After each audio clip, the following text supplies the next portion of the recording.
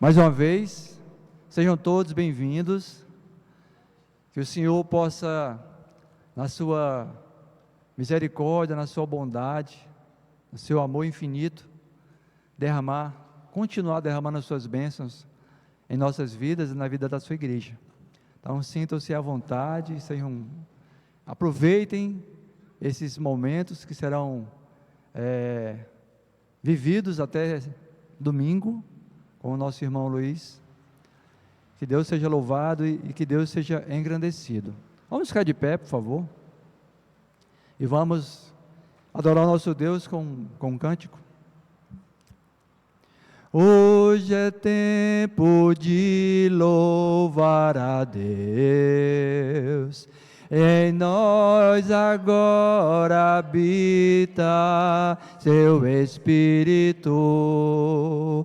Então é só cantar e a Cristo exaltar, e sua glória encherá esse lugar. Vamos louvar? Vem louvar,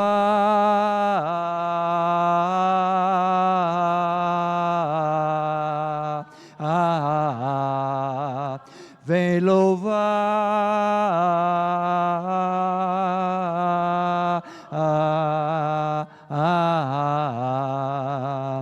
no meio de louvores Deus habita, e é seu prazer cumprir o que nos diz. Por isso então é só cantar e a Cristo exaltar, e sua glória encherá esse lugar. Então vamos louvar o Senhor.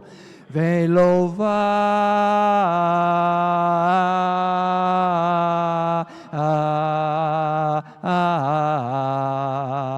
vem louvar,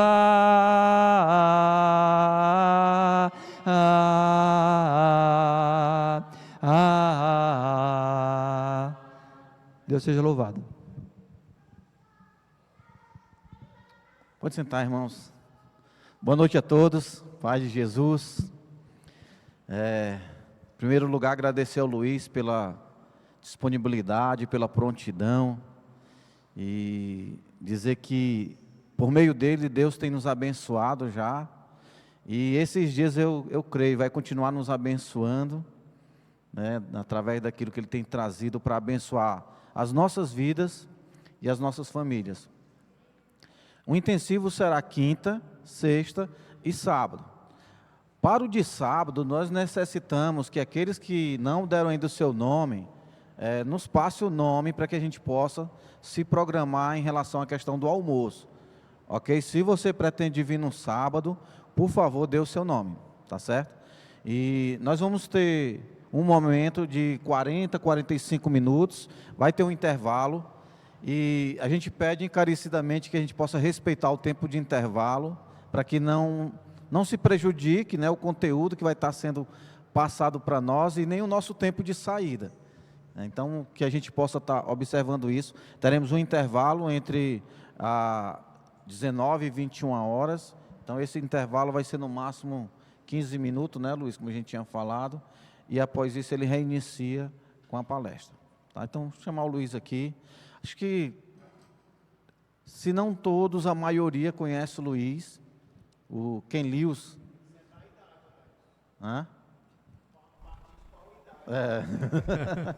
Mas o Luiz, para aqueles que não conhecem, ele faz parte dos primeiros grupos de missionários que vieram aqui para trazer o Evangelho, para implantar a igreja.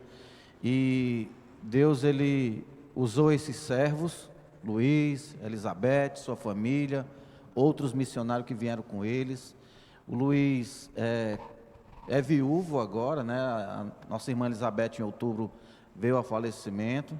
Ele tem 4 filhos, a Tem, John, o Cris e a Amanda. São 7 netos. 11 netos. 11 netos. não vou dizer, nem vou me arriscar, porque eu não sei. E Nem 4 eu bisnetos. Nem eu posso. Não. E 5 bisnetos. Você lembra o nome de todos? Lembro, estou brincando. Lembro. Você não é do grupo nem meu, nem do Ayrton ali, não. É o grupo dos esquecidos. Então, Deus tem abençoado ele e a sua família, e eu não tenho dúvida de que ele tem muita experiência para que possa transmitir para nós, que estamos começando a nossa caminhada. Diria que para mim já estou no meio da caminhada e alguns que estão começando a sua caminhada. E família, a gente sempre tem falado isso aqui, família é a base, é o núcleo de toda a sociedade. A sociedade, ela vai refletir a família. Se você vê o caos na sociedade, retrata na família. Tá? Então que nós possamos estar na contramão da sociedade. Tá sendo abençoado por Deus com este servo e sendo diligente e obediente à sua palavra. Eu não tenho dúvida que isso trará resultado na minha e na sua família. Vamos orar. Deus querido, santo e bendito e maravilhoso, Pai, obrigado, Deus, porque o Senhor tem nos abençoado de tal forma, Deus, como a Tua própria palavra diz, com todas as sortes de bênçãos em Cristo, Pai. Em especial, queremos Te agradecer por essa bênção de termos aqui conosco Luiz. Muito obrigado, Deus, pela disponibilidade, pela prontidão, pelo amor e pelo serviço dele. E que o Senhor, Pai, pela Tua misericórdia, esteja usando esse Teu servo. Abre a nossa mente, o nosso entendimento, Pai, para que possamos compreender a Tua palavra. E nos dá, ó Deus, ousadia e poder no Teu Espírito, para que possamos viver a Tua palavra. É assim que oramos, pedimos e agradecemos em nome de Jesus. Amém. E realmente eu sinto honrado em poder estar aqui com vocês esta noite. Faz vários anos que não tenho esse privilégio de reunir-me com os irmãos aqui em Fortaleza. Acho que talvez 15 anos foi a última vez que pude visitar. Estou super feliz em estar aqui com vocês. Vocês estão nas minhas orações pessoais diariamente. Que Deus continue abençoando-os, fortalecendo-os, guiando-os, protegendo-os. E dou graças ao Senhor pelo tempo que eu e a minha família ficamos aqui, moramos aqui em Fortaleza, moramos aqui 7 anos, entre 1985, começo de 85 ao final de 91. E depois os nossos filhos já estavam na idade de entrar na faculdade. E lá, naquela época, pelo menos, tinha mais facilidade para poder ingressar e estudar numa faculdade do que tinha aqui no Brasil. E eles não eram alunos tão bons. E para fazer vestibular, e sabe, havia uma concorrência muito grande, imagino que talvez até hoje em dia continua. Eram milhares de pretendentes fazendo vestibulares para 800 ou 1.000 vagas, e realmente os meus filhos não tinham condições, eu acho, de competir nesse sentido. Mas fomos lá e eles conseguiram entrar na faculdade. Graças ao Senhor, todos os 4 se formaram na faculdade lá, mas depois se casaram por lá. Aí começaram a nascer os netos. E para poder então voltar ao Brasil já não era mais, não era mais possível para nós. A minha esposa, Elizabeth, amou tanto esta cidade, estes irmãos, esta congregação. E como alguns de vocês, talvez todos estão sabendo, o irmão mencionou, ela faleceu dia 2 de outubro do ano passado. Então, se Deus quiser, dia 2, vou estar aqui em Fortaleza, completando 1 ano do falecimento dela. Eu acho que muito apropriado pelo amor e carinho que ela sentia para os irmãos e a congregação aqui. Mas não foi, então, possível para nós voltarmos. Ela realmente me ajudou com estas lições que vamos estar estudando. Cada vez que eu terminava uma sessão, levava e mostrava para ela, e ela dava algumas dicas, algumas ideias, etc. Então, ela não está aqui fisicamente hoje à noite, mas ela ainda está aqui entre nós, contribuindo ao nosso tempo juntos. Quando eu penso em vocês, penso nas palavras de Paulo, uma passagem que todos nós conhecemos muito bem, mas conhecemos muito bem esta passagem porque é tão importante. Ele, escrevendo aos seus irmãos lá em Filipos, disse: agradeço a meu Deus toda vez que me lembro de vocês. Em todas as minhas orações em favor de vocês, sempre oro com alegria, desde o primeiro dia até agora. Estou convencido de que aquele que começou boa obra em vocês vai completá-la até o dia de Cristo Jesus. Essas palavras expressam realmente o meu pensamento também, o meu sentimento. Dou graças ao Senhor por todos vocês, todos os irmãos desta congregação, das demais congregações, aqui no Ceará, especialmente.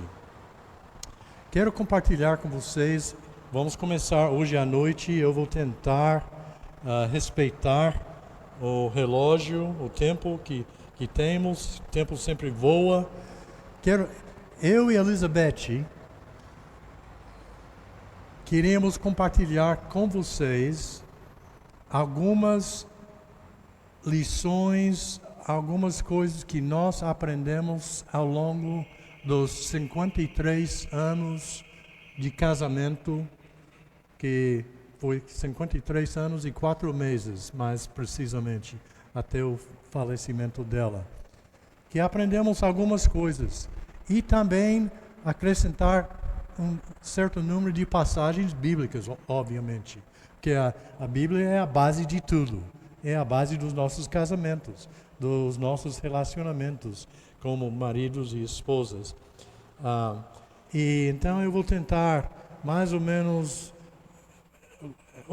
usar uns 40 minutos para a parte minha, depois vou abrir uns 10 minutos. Se você ouvir alguma coisa, se você ver alguma coisa que você acha interessante, talvez que você tenha passado na sua própria vida, ou que você tenha visto na vida de um vizinho, ou um amigo, um familiar, que você gostaria de levantar e compartilhar com os irmãos, então teremos como 10 minutos, aí um intervalo, como o irmão mencionou, um intervalo para tomar um cafezinho, e a gente volta para a segunda sessão. Não vamos passar das 9 horas, eu sei que que vocês, vários de vocês, talvez todos, estão aqui depois de um dia longo, né, de serviço, de trabalho, e não é fácil assim manter depois para ficar, como é que eu posso dizer, prestar atenção depois das 9 horas da noite. Aí a gente começa quase que a cochilar, queira ou não queira. Então vamos fazer o máximo para respeitar o horário. Só mais uma coisinha. Quando eu e Elizabeth casamos, ela não tinha completado 18 anos ainda. Faltava 2 meses para completar 18 anos. A mãe dela tinha que assinar o papel, não é? Para que ela, a autorização, para que ela pudesse casar comigo. Eu faltava como 2 meses para completar 21 anos.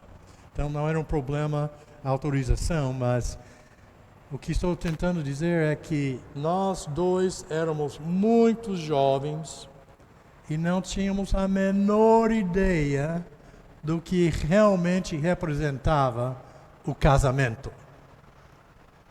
Mas com o passar dos anos, com o compromisso que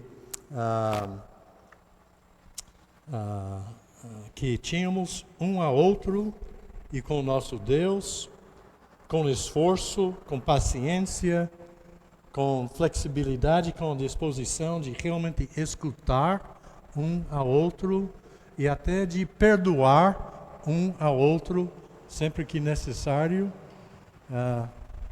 Completamos 53 anos e alguns meses, mais uma vez, com um casal já muito mais feliz no final do que no começo. E vamos falar um pouco mais sobre isso durante a lição, mas às vezes tem gente que pensa que tudo começa lá no topo da montanha e aí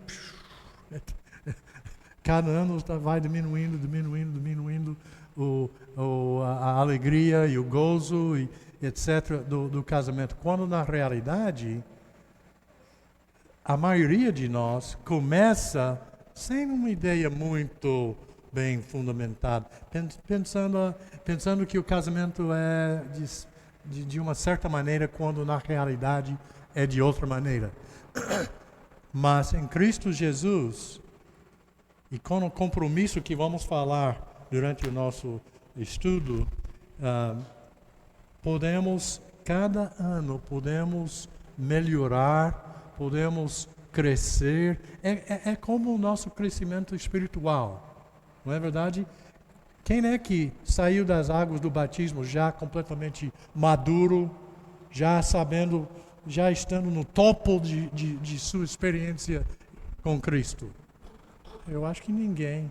Todos nós começamos, tanto é que a Bíblia fala sobre bebês em Cristo, mas diz que não devemos continuar como bebês em Cristo. Devemos crescer, devemos nos amadurecer, etc. A mesma coisa no casamento. Então, queremos compartilhar com vocês. Eu sei que alguns de vocês poderiam chegar aqui e fazer igual ou melhor que eu, com tudo que vocês aprenderam ao longo dos anos sobre o casamento. Mas eles me convidaram, então vocês vão ter que me aguentar. Um pouco de tempo. Vamos compartilhar com vocês algumas coisas que realmente nos abençoaram e nos permitiram completar mais de meio século juntos. Primeiro, vou correr um pouco rápido neste ponto. Eu acho que não é preciso gastar muito tempo aqui, mas vivemos numa época em que os pensamentos são tão loucos e tão antibíblicos às vezes, que vale a pena pelo menos mencionar que quando falamos sobre o casamento, estamos falando sobre um plano do Criador. Não é um arranjo, não é uma ideia humana, não é uma coisa produzida pela sociedade. É um plano do nosso Criador, que nos criou. O casamento vem dele. Então, por isso, logicamente, nós vamos olhar a sua palavra para ver o que ele nos diz. O casamento é desde o princípio, vem da parte do Senhor, nas palavras de Jesus, em Mateus 19. O casamento, conforme o plano de Deus, é para toda a vida. Obrigado. Também, palavras de Jesus, em Mateus 19, versículo 6. A fidelidade sexual faz parte do plano de Deus para o casamento. Vivemos numa sociedade que hoje em dia diz que, olha, rapaz, está aqui esse negócio de fidelidade sexual, você está vivendo em que século, não é? Passado? A ideia é completamente outra, mas, biblicamente falando, o nosso Criador diz, não, é muito importante. E nós que somos casais, sabemos a importância,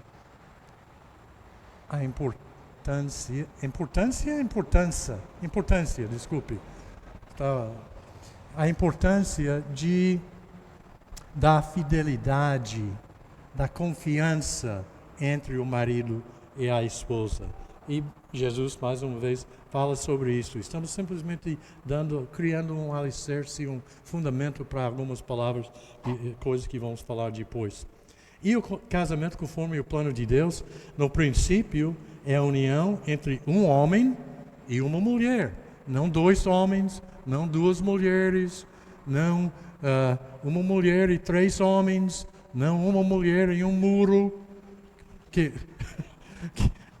Lá em Los Angeles, o ano passado, uma moça processou a cidade, entrou num processo contra a cidade, porque a cidade não queria autorizar o casamento dela com um pedaço de muro, que ela decidiu que realmente queria gastar o resto de sua vida com...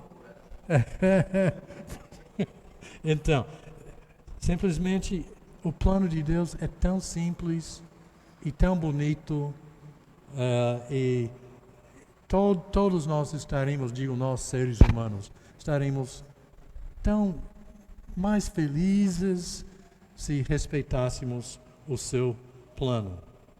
Agora, o amor de Deus deve estar no centro do relacionamento do casal. O primeiro mandamento de Deus é que ao homem, em todas as circunstâncias, é que amemos a Deus de todo o nosso coração, alma, mente e com todas as nossas forças. Isso aplica a todos os relacionamentos imagináveis, inclusive e em especial ao casamento. Não há outro mandamento maior que este, que é realmente a base de todo relacionamento. O segundo mandamento, Jesus diz, é amar o nosso próximo como nós mesmos. Quem é mais próximo a você que sua esposa, o seu esposo? É o mais próximo. E devemos amar o nosso próximo como nós mesmos. Então, essas são coisas que todos sabemos, mas muito, muito, muito importantes. Sabe, eu vou passar um pouco mais adiante para a próximo slide. Quando construímos uma casa, queremos um alicerce firme. Quando construímos este prédio, realmente falamos com o arquiteto e depois com os engenheiros e dissemos, rapaz, o prédio é relativamente grande. Nós queremos um alicerce que vai aguentar. Não queremos chegar aqui daqui 2 anos, 3 anos, 5 anos, 10 anos e as paredes começam a rachar de cima para baixo. Queremos um alicerce firme. E realmente o que tem aqui debaixo do chão, eu não estou dizendo que é impossível, que em algum momento tenha que consertar alguma coisa, mas o que temos aqui de concreto, armado, com ferro, etc., é impressionante. Nós queremos casamentos assim. Queremos um casamento firmado na rocha, no alicerce firme, que é a própria palavra de Deus. Então, se queremos ser felizes em nossos casamentos, certamente, seguramente o primeiro passo é que o nosso Criador esteja no centro deste relacionamento e que o alicerce seja a própria palavra do Senhor. Como casados, temos que lembrar que há coisas que somente o nosso Deus pode fazer. Você e eu somos pecadores. Lutamos com o pecado. Rejeitamos o pecado. Não estou dizendo, não vivemos mais no pecado como antigamente. Mas ainda lutamos. Tiago diz claramente, quem diz que todos nós tropeçamos em muitas coisas, não é? Que estamos nesta batalha ainda. E uma forma do pecado que nos prejudica muito em nossos casamentos é justamente o egoísmo. O egoísmo é uma forma de pecado. O egoísmo é aquela atitude que diz, olha, eu quero o que eu quero, e quando eu quero, e como eu quero, e não me importa muito o que você quer. Não é verdade? Não é isso o egoísmo? O ego é o número 1. E isto afeta isto prejudica os nossos casamentos. Muito. Somente o nosso Deus pode nos ajudar a superar este egoísmo que é um verdadeiro veneno em nossos relacionamentos. Não estou dizendo que, mais uma vez, que vamos chegar a um ponto em que não pecamos mais, que não lutamos mais com isto. Mas em Cristo Jesus, com o passar do tempo, com muito esforço, cada cônjuge pode deixar um pouco mais ao lado o ego, o eu. E pode pensar um pouco mais no seu esposo, na sua esposa, no caso. É um processo. E eu e Elizabeth, depois de 53 anos, ainda estávamos aprendendo esta lição. Mas eu lhes garanto uma coisa, que o ego não era tão grande depois de 50 e poucos anos como estava lá no início. Lá no início realmente foi... A gente... eu não vou dizer... Nunca brigamos, mas havia luta no sentido de tentar ver quem vai vencer esta batalha. Quem vai ganhar esta batalha? Quem vai ter a palavra final, não é? Aqui. Mas aprendemos com o passar dos anos que realmente não vale a pena. Na grande maioria das coisas, não vale a pena. E vamos falar mais sobre isso depois, durante o nosso estudo. O ego é o problema número 1 para a grande maioria dos casamentos e, inclusive, casamentos cristãos. Outra coisa, você e eu precisamos lembrar que amar é um verbo. Amar é um verbo. Nossa cultura nos ensina que o amor é um sentimento, não é? É um sentimento. Algo que não podemos explicar, mas que sentimos forte no coração.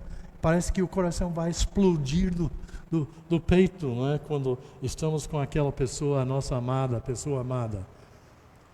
Às vezes ouvimos pessoas falando assim, eu sei que eu a amo porque meu coração quase deixa de bater quando estamos juntos.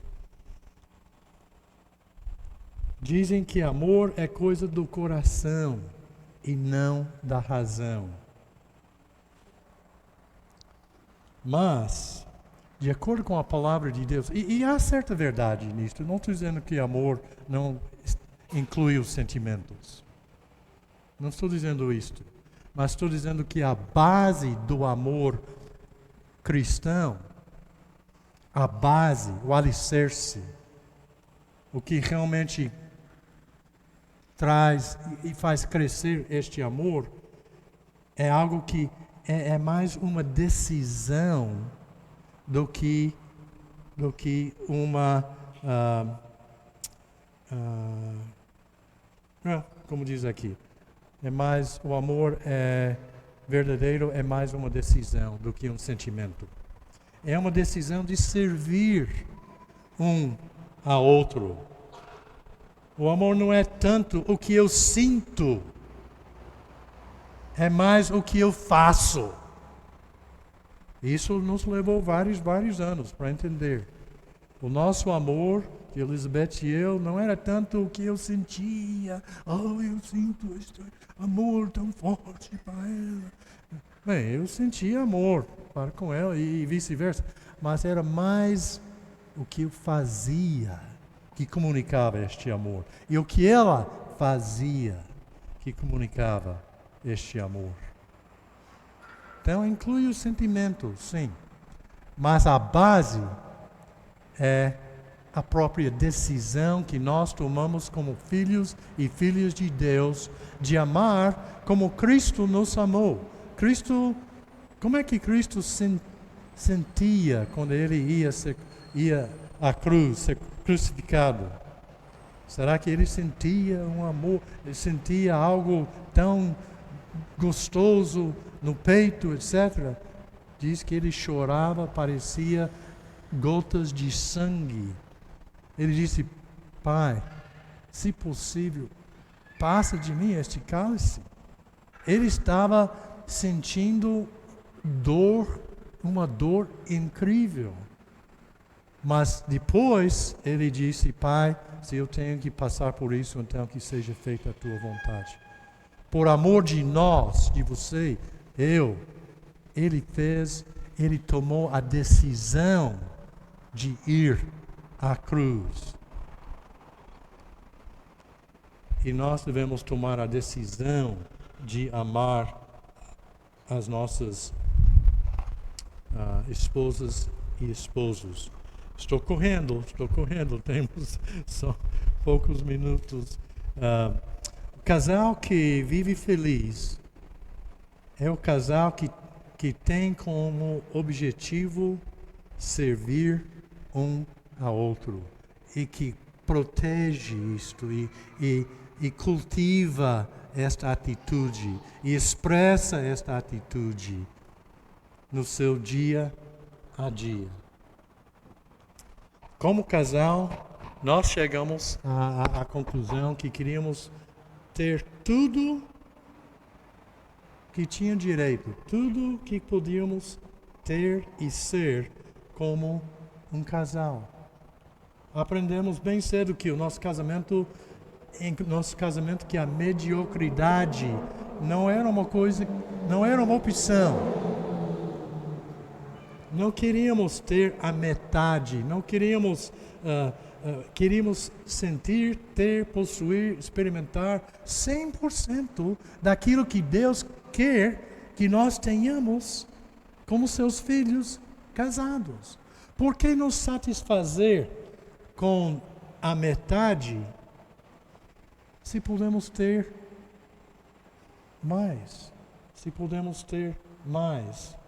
Por que permitir que sejamos roubados de algo que o nosso próprio Deus quer que tenhamos? Não é verdade? Quer dizer, muitos casais estão se satisfazendo com muito menos. Existe um potencial muito maior. Mas eles estão se satisfazendo com 30%, 40%, quem sabe 50% daquilo que poderia ser. O desafio para cada casal em Cristo é determinar que não se satisfará com menos que 100% do potencial de seu relacionamento. E este potencial cresce ao longo dos anos, como estava dizendo. Cresce ao longo dos anos. Coisa incrível. Mas é uma verdade. Vou mencionar mais uma lição e depois, se você viu algo, sentiu algo, queria compartilhar com o grupo, então teremos 5 minutos mais ou menos para fazer isso também.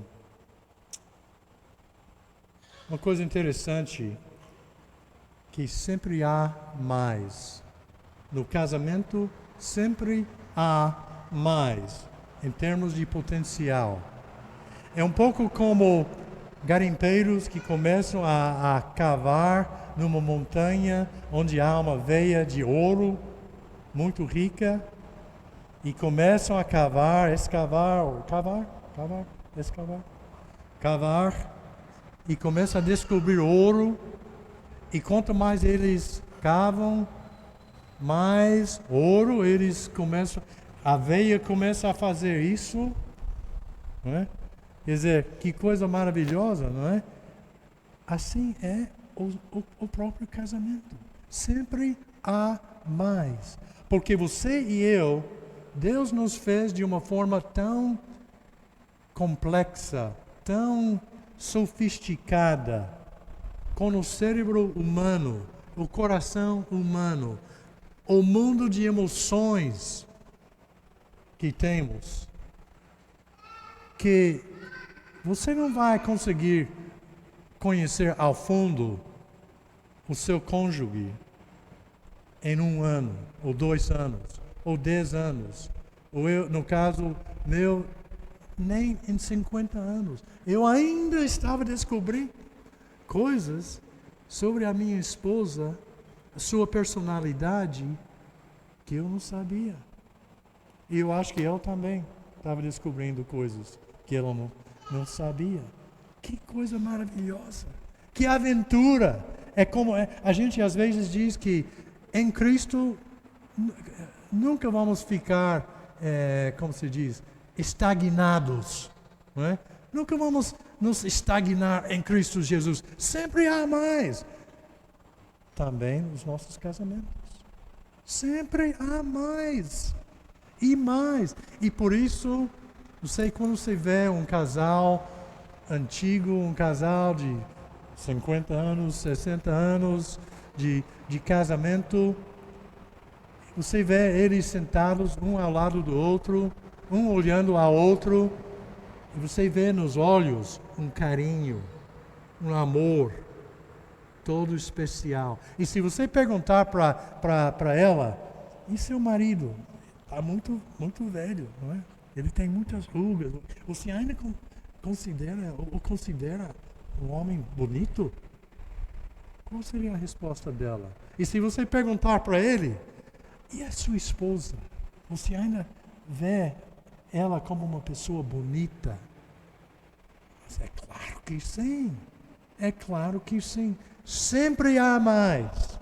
Nunca vamos chegar ao fundo ao final desta mina de ouro que Deus tem nos dado e que chamamos casamento. Ok, bem, irmãos, vamos parar aqui. Vamos seguir adiante em nosso estudo. Uau, que cafezinho gostoso, né? Você se reanima um pouco depois de um cafezinho como estes.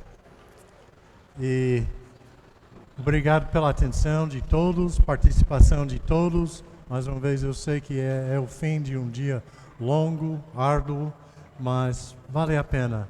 Todos nós vamos levar pelo menos uma coisa destes estudos, eu acho. Talvez mais que uma, mas pelo menos uma coisa vamos levar, eu creio, destes estudos que estamos fazendo. Agora, outro ponto super importante que queremos falar um pouquinho é a importância de compromisso. Compromisso, hoje em dia, é praticamente uma palavra feia, não é? Compromisso. Não, vamos ficar juntos até a gente se desentender, qualquer coisa, cada qual siga o seu caminho, não é? Mas não é assim que a palavra de Deus nos ensina. Nos ensina que deve haver compromisso, como já mencionamos, em primeiro lugar, sobretudo, ao nosso Deus Criador. É a base de tudo. Mas também deve haver compromisso para amar o nosso próximo e a nossa esposa, o nosso esposo.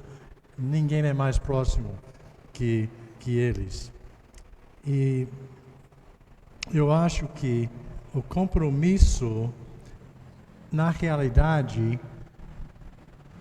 é como aplicar as palavras de Jesus. Ele não está falando especificamente, eu acho, sobre o casamento, mas se aplicam, porque ele está falando sobre a vida. E a nossa vida deve ser construída sobre quê? A rocha da palavra de Deus. E não devemos tentar construir uma vida sobre a areia, não é verdade? Os nossos casamentos fazem parte desta vida. Então, se queremos um casamento feliz, se queremos chegar a realizar aquele potencial todo que estávamos falando, os nossos casamentos devem estar construídos sobre a rocha da palavra de Deus. Porque virão as tempestades, sem dúvida. Virão as tempestades da vida. Virão os momentos quando vocês não vão estar de acordo sobre qualquer assunto. Não é verdade? Vão estar em desacordo. Chegará o momento quando você terá que decidir, vale a pena seguir adiante com este relacionamento, com este casamento. Sempre que houver o compromisso com Deus e com o nosso cônjuge e o relacionamento de casamento, sempre haverá uma solução, sempre haverá uma saída, sempre encontraremos um caminho para seguir adiante. Eu digo sempre, pelo menos nos 50, quase 60 anos que sou cristão, seguidor de Cristo agora, até hoje eu não conheço nenhum caso eu conheço muitos casos que decidiram, infelizmente, se separar. Mas é porque faltou compromisso da parte ou de um ou do outro. Quando há este compromisso entre os dois, sempre o Senhor nos abrirá um caminho.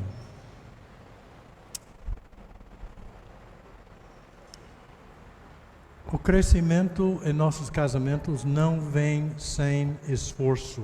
De novo, a palavra amar é um verbo, indica ação, esforço. E esta é uma verdade, não importa a área da vida que estamos falando, se estamos falando em trabalho, esporte, educação. Quem não se esforça, como diz a frase, sem esforço nada feito. Quem só se senta no seu sofá, com os braços cruzados, não vai conseguir qualquer coisa, não é verdade? É assim também em nossos casamentos. Eles requerem esforço, dedicação, perseverança.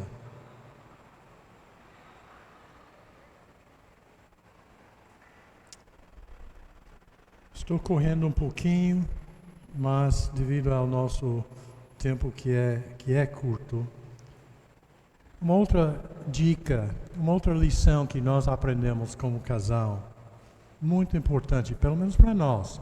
Você tem que decidir se isto realmente é importante no seu casamento. A única pessoa que eu posso controlar sou eu mesmo. A única pessoa que eu posso realmente controlar nesta vida sou eu mesmo.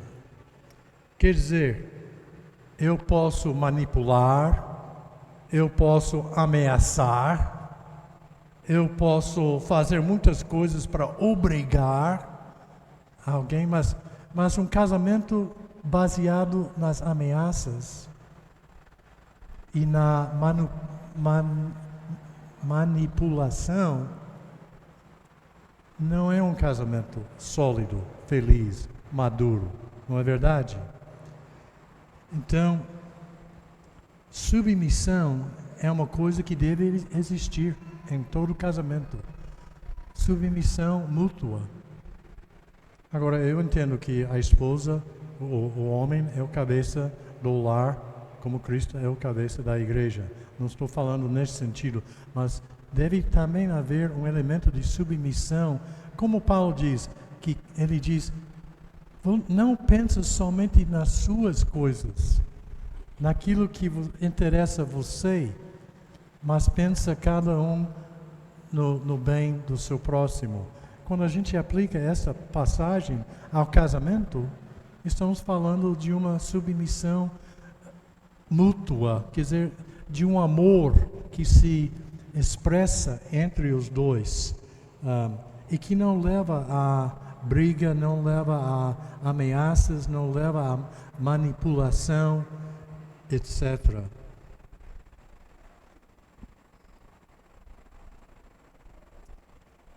Cristo, a Bíblia diz, amou a igreja. Agora vem a pergunta, como será que Cristo amou a igreja? No seu amor para com a igreja, Ele nos tenta manipular, Ele nos tenta forçar, Ele nos tenta obrigar? Claro que não. É uma submissão voluntária a Ele, a sua autoridade. Ele não torça o braço, não é? Dos seus seguidores. Você vai fazer isto, filho, vai fazer isto. Não. E assim também no casamento. O amor é uma coisa espontânea, é uma coisa voluntária, é uma atitude que deve existir em qualquer casamento feliz. Jesus disse certa vez, não julguem, para que vocês não sejam julgados, pois da mesma forma que julgarem, vocês serão julgados. E a medida que usarem, também será usada para medir vocês. Mateus 7, versículo 1. Um espírito hipercrítico, que é realmente o que Jesus está falando aqui, quando ele diz, não julguem uns aos outros, ele está falando sobre aquele espírito hipercrítico. Eu estou sempre olhando para você, para ver algum defeito, alguma coisa que eu posso apontar o dedo, não é? Ele diz, não. Esse tipo de espírito não é apropriado para nós. Se não é apropriado para nós como irmãos em Cristo, quanto menos em nossos próprios casamentos. Um espírito hipercrítico é uma coisa que prejudica muito qualquer casamento. A fórmula para a felicidade conjugal começa com cada cônjuge determinando a cuidar de si mesmo, ao invés de assumir o papel de inspetor. Vocês chegaram a ver aquele filme muitos anos atrás do inspetor Clouseau, ele francês, que era uma comédia, não é? Bem, nós não somos inspetores, não somos críticos do nosso cônjuge, porque a verdade é que com cada dedo que eu aponto assim, tem mais 3 que estão apontando para trás. Somente quando eu chegar ao ponto de chegar à perfeição, é que eu teria direito, talvez, de criticar ou mostrar esse espírito de hipercrítico que estamos falando. A minha felicidade no casamento depende principalmente de mim mesmo. Uma porcentagem muito grande de casais ficariam muito mais felizes se eles usassem este princípio. Devo olhar, em primeiro lugar, a mim mesmo e a minha contribuição ao bem-estar do meu casamento. Quer dizer, em vez de estar olhando sempre a minha esposa, criticando-a, eu estou olhando a mim mesmo e perguntando, como é que eu posso melhorar? O que é que eu posso fazer para melhorar o meu relacionamento, o meu casamento? O que é que eu posso contribuir ao meu casamento? E isto acaba nos afetando, fazendo mais felizes, porque sabemos que estamos dando.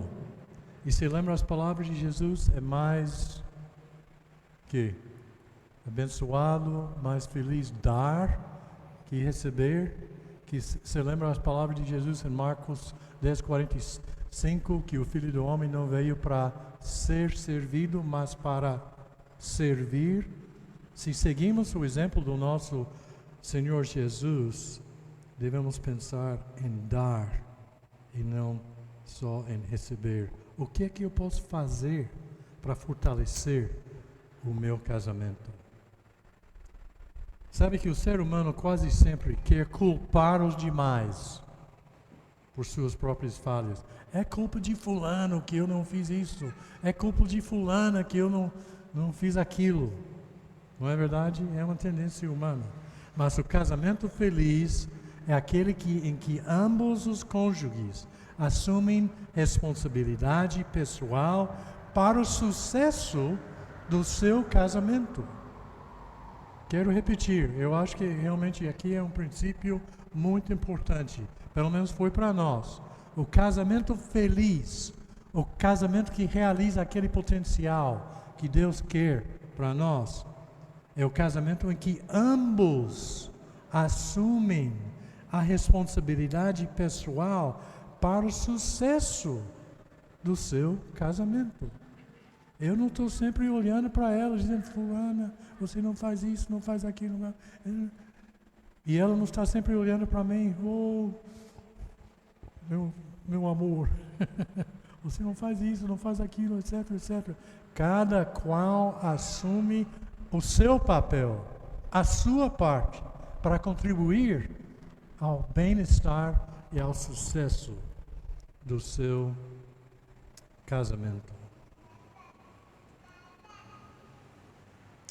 Palavras. Todos sabemos disto. Palavras são tão poderosas. Palavras são poderosas. Ou para o bem ou para o mal. Em qualquer área da vida. No trabalho também. Mas estamos falando sobre o casamento, não é? As nossas palavras são tão poderosas. Palavras podem ser incrivelmente cruéis, se transformando num punhal que atravessa o coração do nosso cônjuge. Tiago diz a pura verdade quando ele afirma: a língua é fogo. A língua é fogo. Quem pode controlar? Não é? Palavras são poderosas. Quando uma palavra forte, sarcástica, cruel, insensível, dura, escapa dos nossos lábios, já não há como trazê-la de volta, não é? Já saiu, já foi.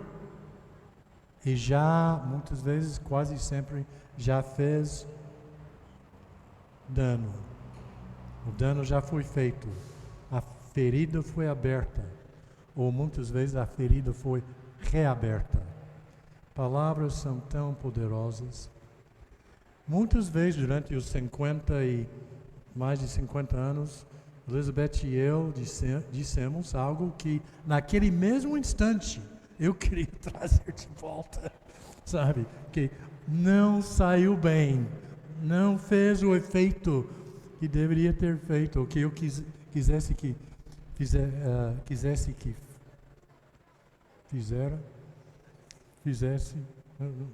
bem, me entenderam?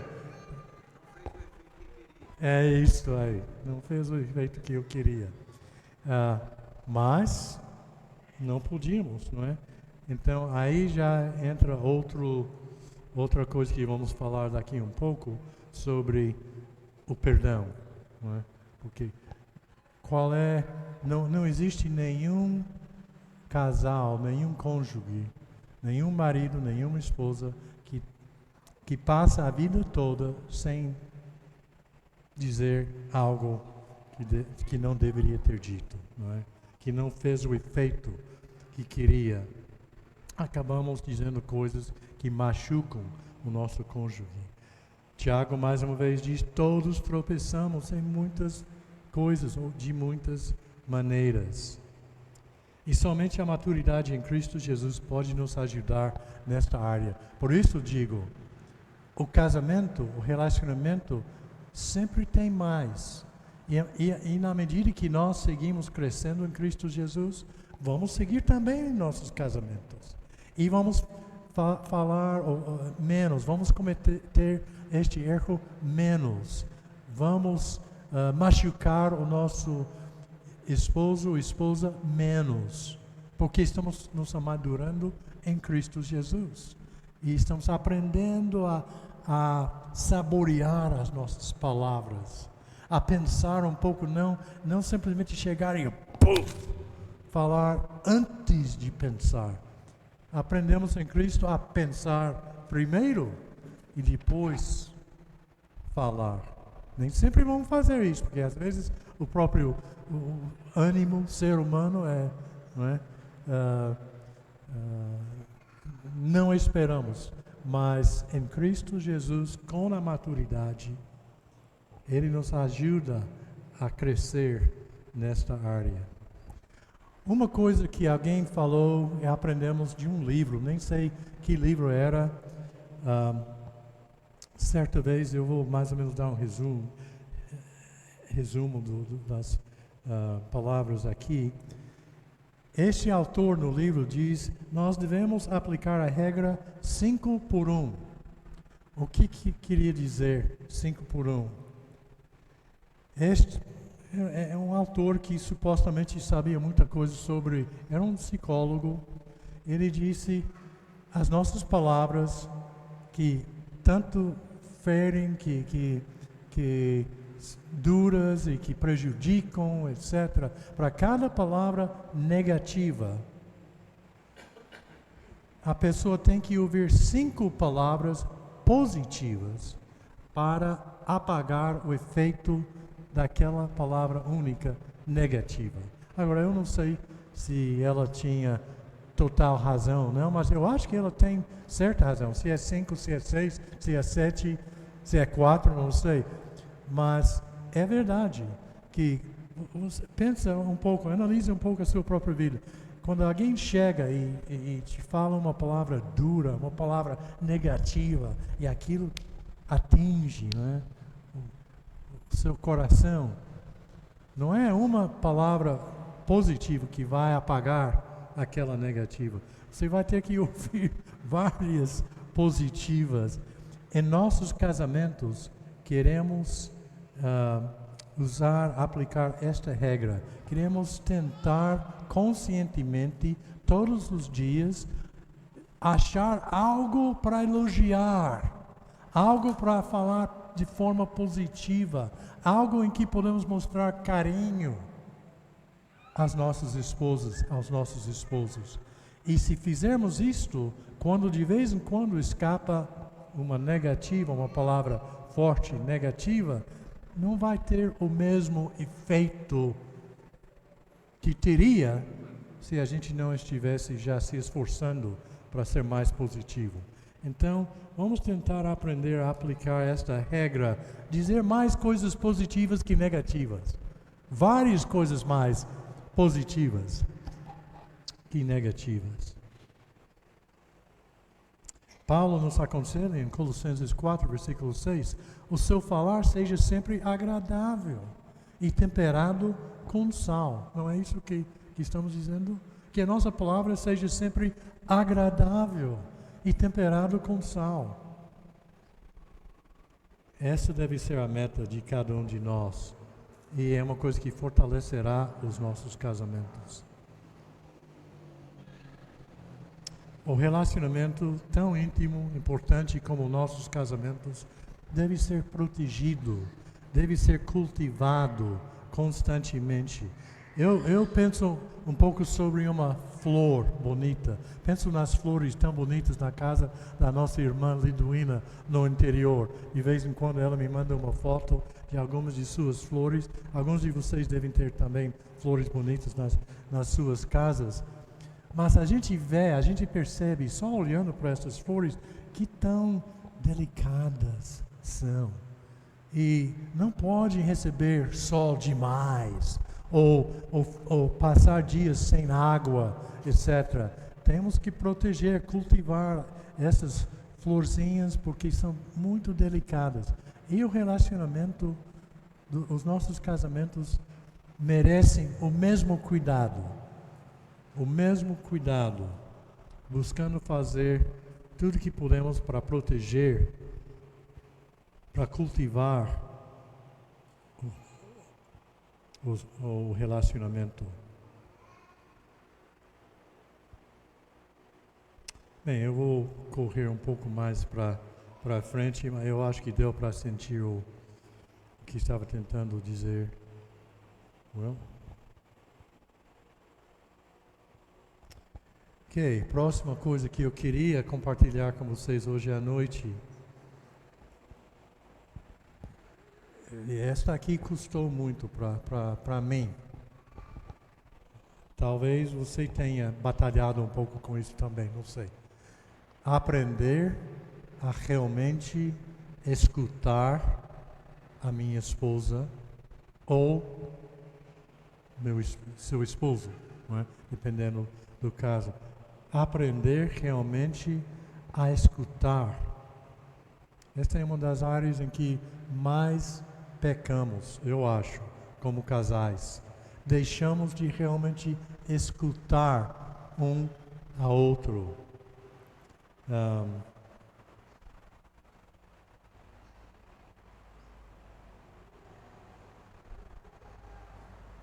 Quero mencionar uma. Tiago diz que devemos estar prontos para ouvir. Tiago, capítulo 1, versículo 19. Devemos estar aqui prontos para ouvir. E não há contexto mais apropriado para isso do que no relacionamento casal. Quando o nosso cônjuge sente que estamos realmente escutando, a qualidade e o potencial de sucesso e a bênção que representa para o nosso relacionamento aumenta muitas vezes.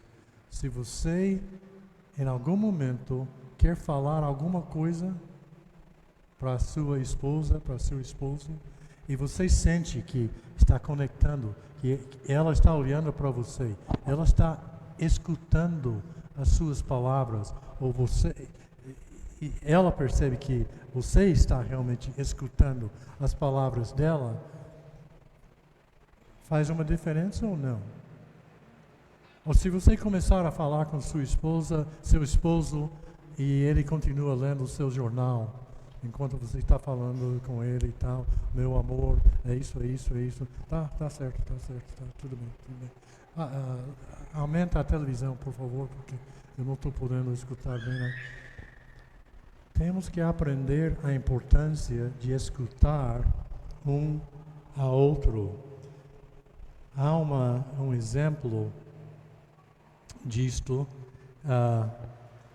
de um casal que já haviam passado 30 anos de casamento. Mas a esposa estava super frustrada. E finalmente chegou o dia em que ela falou para o seu marido: fulano, João, tenho que te dizer alguma coisa. Você faz algo que me machuca, que me deixa triste. E quero que você mude esta atitude. O que é, meu amor? Quando nós casamos, você me disse que me amava. Mas em todos estes anos que já se passaram, você nunca repetiu essas palavras: você me ama. Ele pensou um pouquinho e disse: meu amor, é o seguinte, quando casamos eu te disse, eu te amava. Se em algum momento eu mudo de ideia, te aviso. Então, eu acho que não foi isso exatamente que ela queria ouvir. Devemos realmente escutar e expressar o nosso amor uns aos outros. A nossa filha maior, Temi, quando ela tinha 2 aninhos, aqui, não foi depois, foi antes, foi em São Paulo. Quando ela tinha mais ou menos 2 aninhos, e ela tentava dizer algo para mim, e ela percebia que eu não estava escutando, estava fazendo outra coisa, ela tentava 2 ou 3 vezes: papai.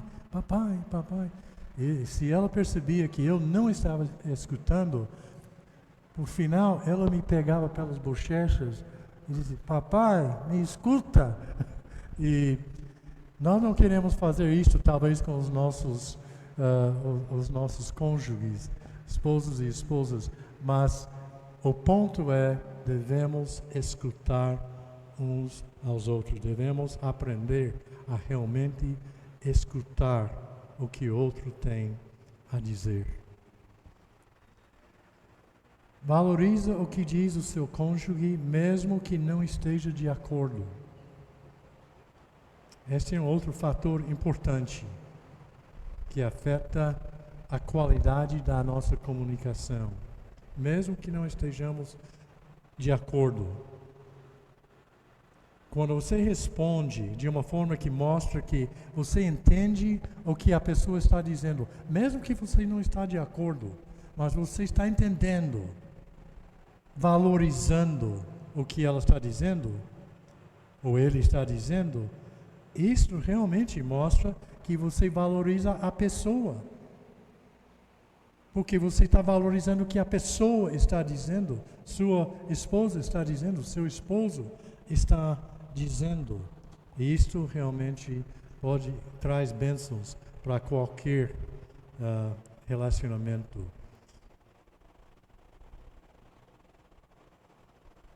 Se não mostramos que valorizamos as ideias do nosso cônjuge, certamente ele ou ela se sentirá menosprezado.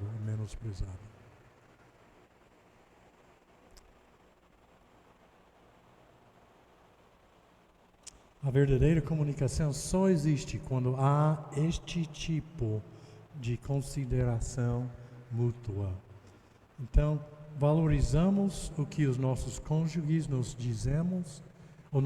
dizem, mesmo que não estejamos de acordo. Muito importante. Paulo diz em Filipenses 2:4, cada um cuide não somente dos seus interesses, mas também dos interesses dos outros. Humildemente considerem os outros superiores a si mesmos. Você não pode sentir o que Paulo está dizendo. Ele está dizendo, valoriza o que o outro tem, o que o outro pensa, o que o outro está expressando. E isso aplica aos nossos casamentos. Quando tratamos nosso cônjuge com o respeito que Paulo indica, valorizamos as suas ideias, as suas opiniões e os seus sentimentos, mesmo quando não estamos de acordo. Não existe um casal em que todos estão de acordo sobre tudo, sempre. Como já mencionamos, muitas vezes não vamos estar de acordo. Mas se eu valorizo o que você pensa, e você valoriza o que eu penso, e se respeitamos um ao outro, como Paulo nos diz aqui em Filipenses 2, então haverá uma base para poder chegar a um acordo, a um meio termo, a uma conclusão que ambos podem abraçar e manter paz e bem-estar na casa. Vamos pensar um pouco sobre a importância do...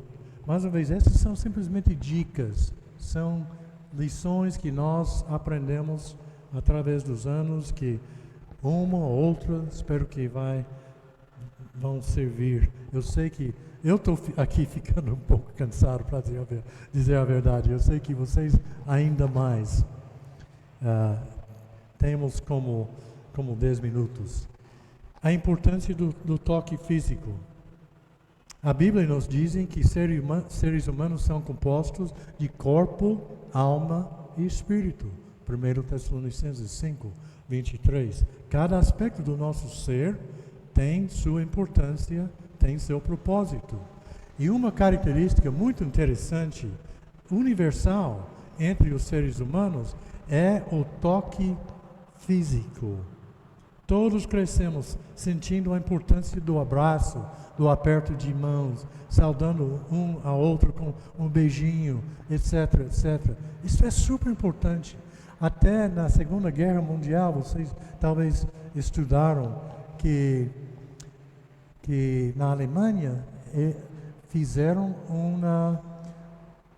um experimento com bebês recém-nascidos, em que eles separaram em 2 grupos, e em um grupo eles não permitiram que ninguém tocasse nos bebês. Deram comida, água, etc., mas não podia tocar.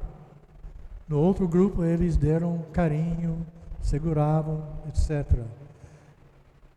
O efeito na vida dos bebês que não receberam nenhum carinho, nenhum toque físico, nenhum contato com outro ser humano, foi incrível. Foi incrível. Foi um efeito negativo. Então, sabemos da importância do toque físico, é algo tão simples, mas também tão importante. Vocês se lembram que quando estavam namorando, vocês muitas vezes, eu imagino, andavam de mãos dadas, talvez, né? Que queriam este toque físico, sentir a presença do outro, etc.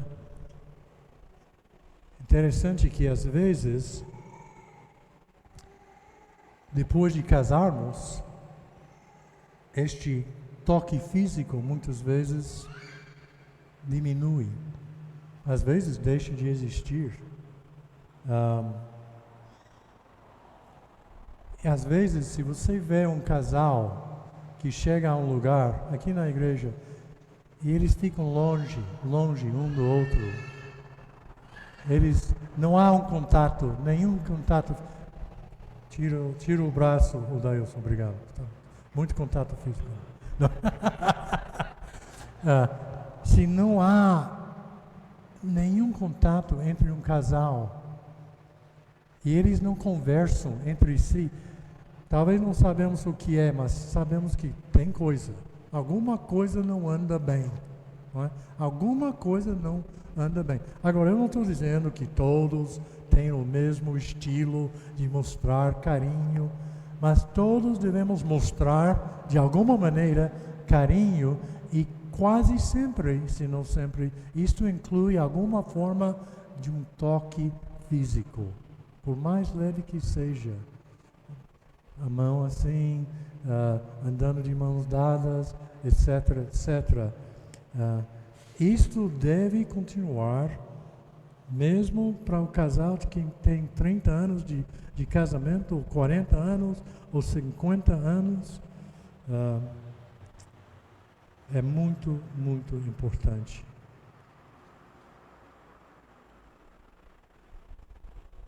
Mencionei isto. Eu queria acrescentar um pouquinho mais. O toque físico reafirma certas coisas. Por que estou dizendo que o toque físico é importante? Primeiramente, reafirma de forma visível e poderosa o seguinte: a sua unidade.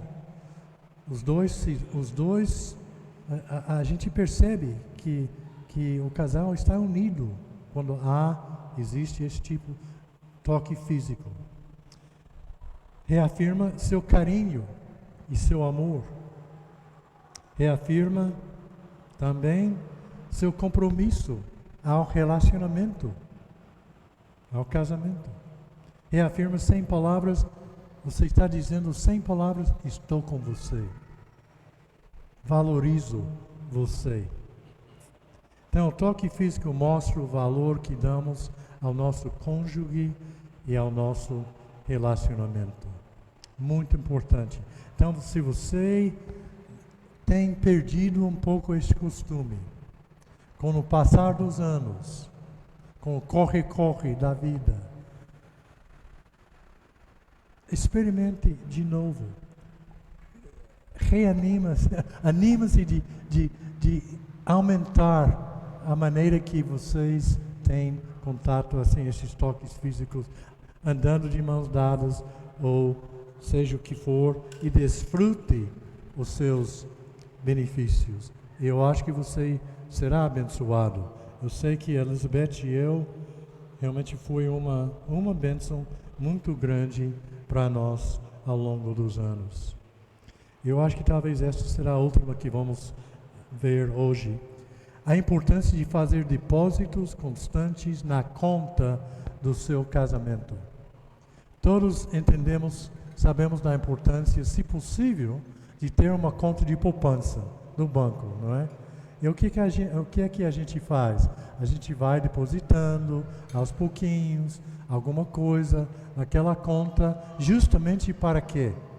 Quando chegar o dia que um perde o emprego, o dia difícil, etc., haverá alguma coisa, uma pequena poupança para ajudar.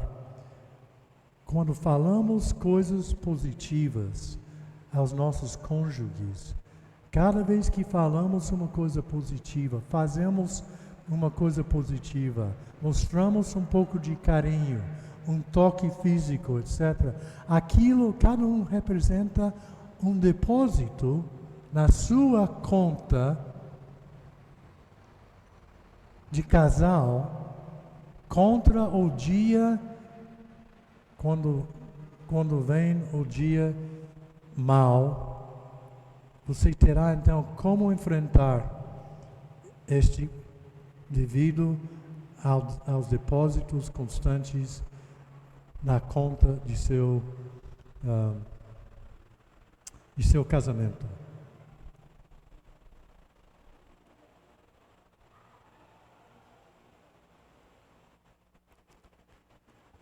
E sabemos que os tempos difíceis vêm. Então, mais dia menos dia, vamos ter que talvez sacar algo das contas, da conta de poupança em termos do nosso relacionamento, para poder resistir aos tempos difíceis. Bem, eu acho que eu vou parar aqui. Não estou falando tudo que está aqui na tela, porque vocês podem até ler as coisas. Estou repetindo algumas dessas coisas. Vamos aproveitar uns minutos. Temos como 10 minutos. Alguém tem alguma coisa que gostaria de mencionar, que foi falado, ou que você leu aqui na tela, sobre o casamento?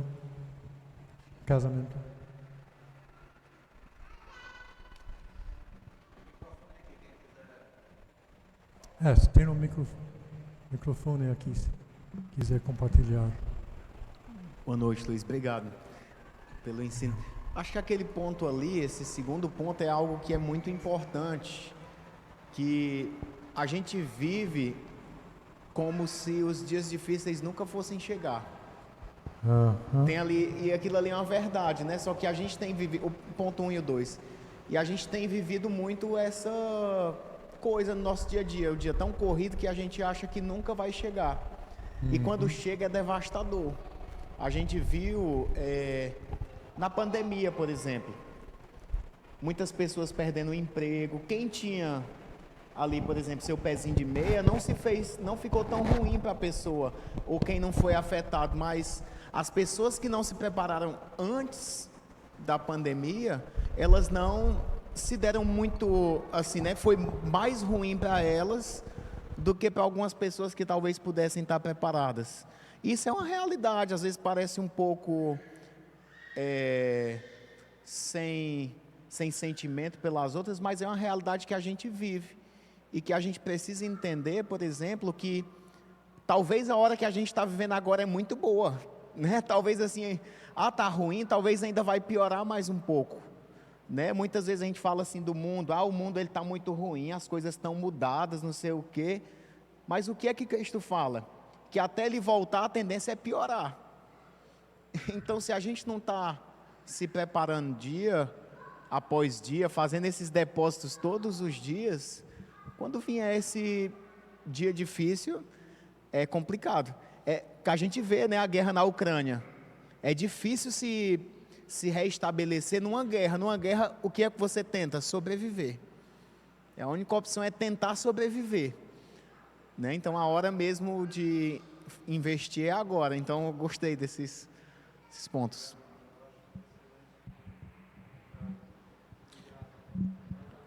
Luiz, teve, assim, de 2020 para cá, a gente tem vivido uma realidade negativa no que diz respeito à questão de casamento, número de divórcio. E a gente sabe que há resquício exatamente dessa conta negativa, porque se passou por crises financeira, emocional, psicológica e até de intensa convivência também. E pela conta estar negativa, muita gente tem se separado. Pessoas que a gente pensava que tinha conta positiva, aparentemente, mas porque provavelmente lá não tinha um investimento de palavras positivas, de reconhecimento, de uma boa comunicação, enfim, que a gente tem ouvido aqui, aí essa consequência está vindo agora. Aqui no Brasil, o número de divórcios ele subiu de forma substancial. Números oficiais, para cada 24 casamentos, tem 10 separações. Sabe? E eu creio que tem muito a ver com isso aí. Alguém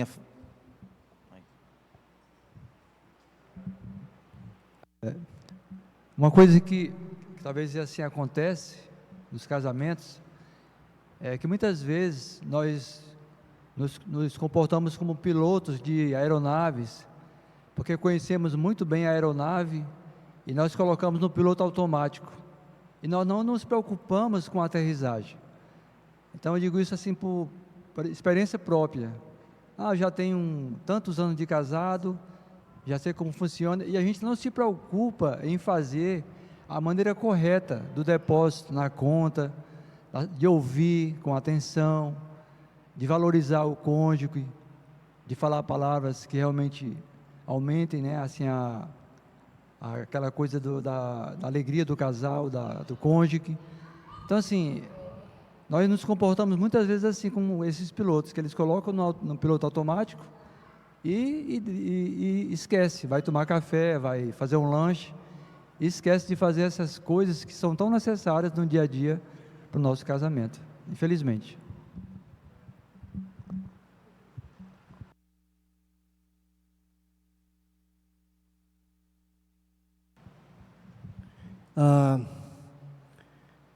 A gente fala muito da questão do mundo, né?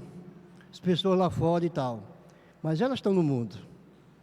Elas não têm uma orientação como nós cristãos temos em Cristo. Uma das coisas que mais me preocupa ultimamente é que as coisas do mundo, muitas vezes, elas estão influenciando dentro da igreja, né? Enquanto nós deveríamos influenciar eles. Eu já trabalho em comércio há muito tempo. E quase todo dia eu estou lidando com pessoas que estão vivendo em processo de separação, né? E eu tento mostrar para ela que tem jeito, tem um Criador, né, que conhece muito bem o que é um casamento. A gente vai falando. Mas o que tem me preocupado ultimamente é como a igreja ela tem sofrido nesse aspecto de casamento. Quando eu falo aí de irmãos que a gente pensava, né, que poderia estar sólido no casamento e de repente a gente recebe uma notícia que se separou. Ultimamente a igreja ela tem sido muito atacada, tem sido muito realmente assim influenciada na questão do casamento. A minha pergunta é: como podemos fazer para estar ajudando? Assim, tem irmãos que tem um ministério que está de família, mas muitas vezes eu vejo que há fragilidade também nesse ministério. A pergunta é: como fazer para estar ajudando esses irmãos? E uma das coisas que eu vejo é a questão da igreja, ela precisa trabalhar mais forte, porque eu estava me lembrando aqui de um conselho que Paulo deu a Tito, quando ele tinha que ir para Creta. E um daqueles conselhos era: as mulheres mais velhas precisam orientar as mais novas como agradar seu marido. E eu acredito que a igreja ela precisa olhar mais para isso, porque nós estamos sofrendo, certo, muito sobre isso, a influência da questão do casamento que está sendo desfeito. Isso a igreja está sofrendo muito ultimamente.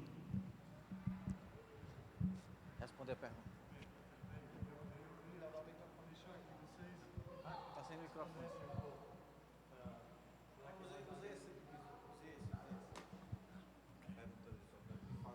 Porque realmente eu não tenho uma resposta melhor do que aquela que você acaba de dar, Cláudio, que as nossas irmãs mais velhas devem ensinar e ajudar as mais novas a entender o que é realmente. Então, exatamente. As nossas irmãs que já passaram todos estes anos e que aprenderam o que é amar seu próximo, amar o seu marido, amar a sua esposa, etc. Aprender essas lições. A verdade é que nós fazemos parte de um reino eterno, que tem as suas leis, as suas regras, a sua maneira a sua vivência. E o mundo tem outras leis, outras regras, completamente outros valores, palavra que estava buscando. Então temos que de alguma forma passar os valores do reino de Deus para os nossos que estão crescendo, para que eles entendam ou possam distinguir entre os valores do mundo e os valores do reino eterno de Deus. A única coisa que eu poderia acrescentar. Mais alguém? Irmão, eu fiquei meditando quando você iniciou dizendo que muitas vezes nós iniciamos um casamento sem estar preparado, né? E eu me recordei quando eu iniciei o meu casamento com a minha esposa, né? E realmente a gente não estava preparado. E uma das coisas que nos ajudou muito foi a gente olhar para o outro e tomar a decisão de amar um ao outro, né? Que eu acho que é o mais importante, com Deus, né, em primeiro lugar.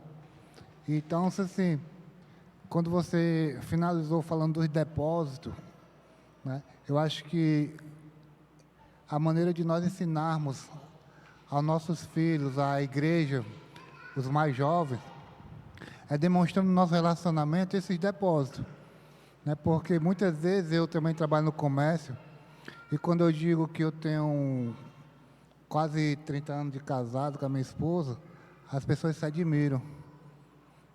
Muitos perguntam assim, com a mesma mulher, e eu digo, com a mesma mulher, né? E muitos perguntam, como é capaz, né?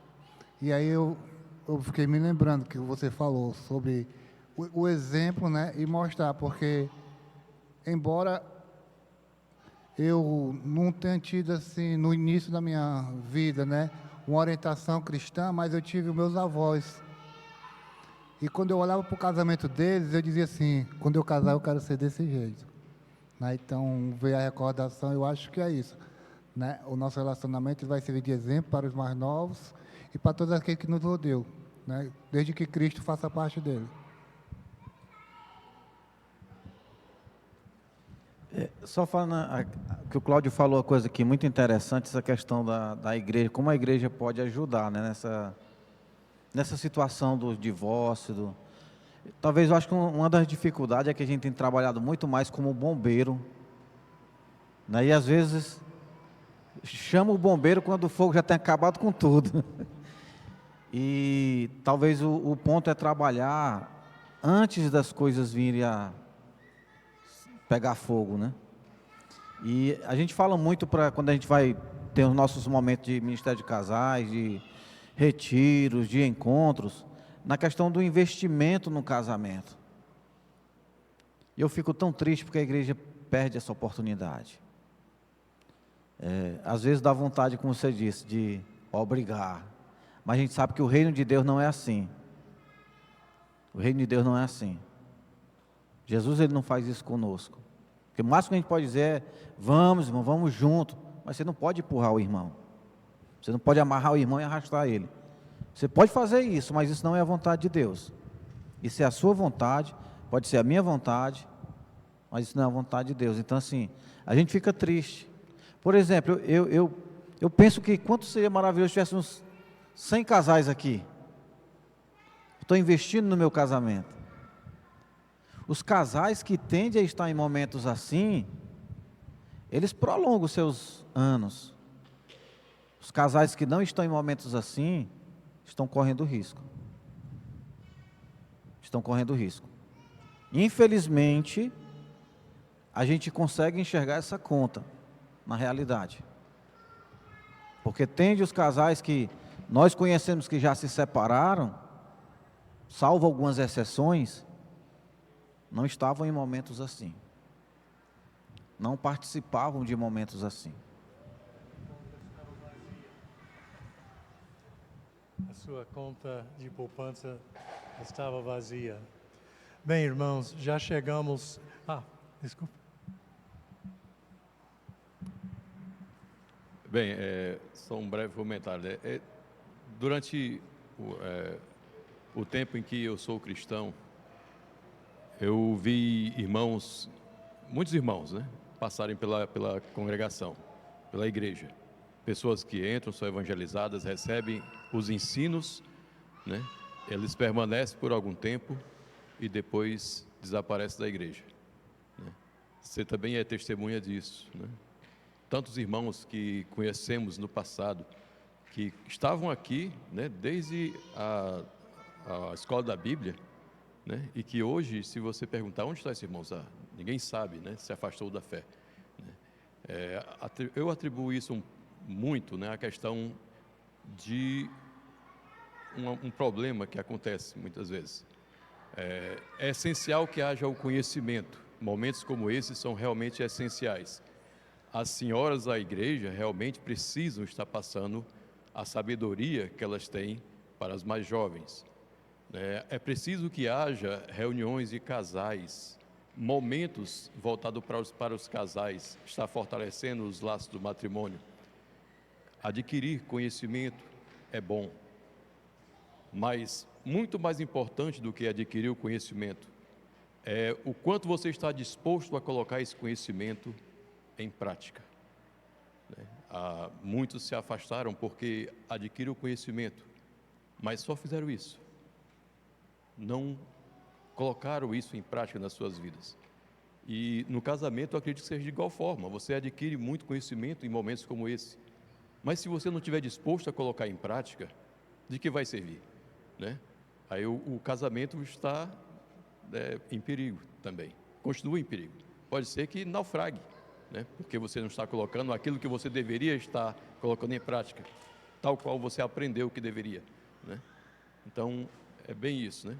É importante você ter essa disposição, né, de colocar realmente isso, esse compromisso de colocar esses conhecimentos em prática.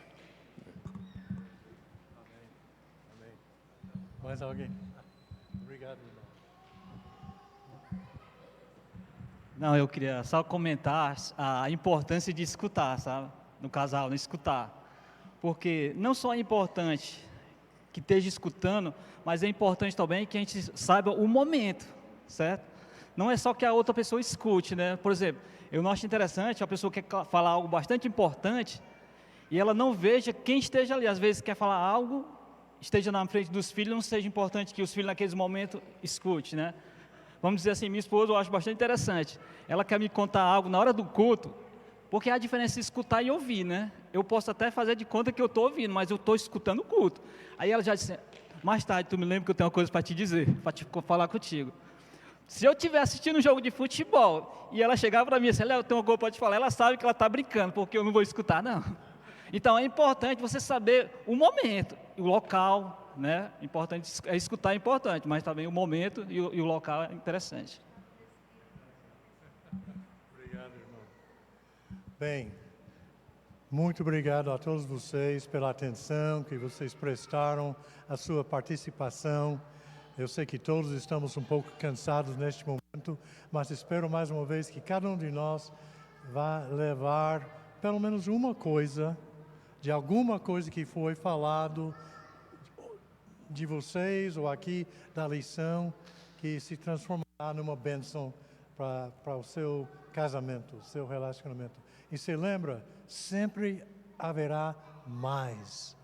Sempre haverá mais. O nosso Deus sempre faz infinitamente mais do que tudo que podemos pensar ou imaginar, pedir ou pensar, ou como dizem alguns, pedir ou imaginar. Quer dizer, Ele é infinito.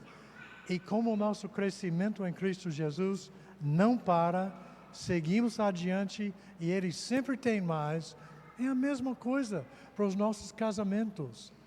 Então, no meio de um mundo tão infeliz, onde os casamentos estão se autodestruindo, caindo em pedaços, cada dia nós podemos mostrar, em primeiro lugar, ter casamentos verdadeiramente felizes, maduros, perseverantes, e isso realmente servirá como um grande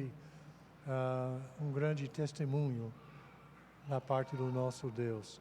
Muito obrigado por sua presença. Amanhã vamos seguir adiante e vamos terminar com uma palavra de oração. Algum aviso? Ok, oremos. Pai Santo, muito obrigado pelo tempo que o Senhor nos deu esta noite. Obrigado por sua palavra viva, poderosa, eficaz. Obrigado por meus irmãos e irmãs em Cristo Jesus, pelos casamentos representados aqui esta noite. Obrigado, Pai Santo, por permitir que pudéssemos pensar e refletir juntos sobre várias passagens da Tua Palavra e também aprender sobre lições práticas que aprendemos aplicando essas lições da Tua Palavra em nossas vidas. Esteja conosco, Senhor, permite que possamos descansar bem e amanhã voltar para seguir adiante em nossos estudos. Em nome de Jesus. Amém.